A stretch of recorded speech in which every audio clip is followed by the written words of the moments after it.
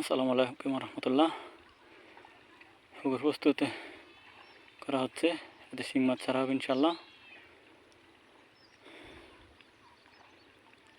তাই আগে ভালো করে ময়দা নিলে অনেক ভালো হবে, নিচের গ্যাস অনেকটাই নির্মূল হবে, তাতে মাছে অনেক আরাম পাবো আর কি। মাছ ছাড়ার সাথে সাথেই স্বাচ্ছন্দ্য বোধ করবো, মাছের কোনো সমস্যা হবো না ইনশাল্লাহ। তো যারা মাছ ছাড়বেন তারা ভালো করে পুকুরে ময়দা নেবেন। আসসালামু আলাইকুম রহমতুল্লাহ।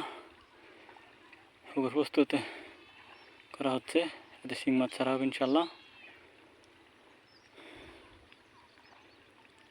তাই আগে ভালো করে ময়দা নিলে অনেক ভালো হবে, নিচের গ্যাস অনেকটাই নির্মূল হবে, তাতে মাছে অনেক আরাম পাবো আর কি।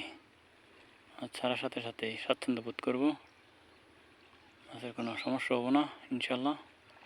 তো যারা মাছ ছাড়বেন তারা ভালো করে পুকুরে ময়দা নেবেন।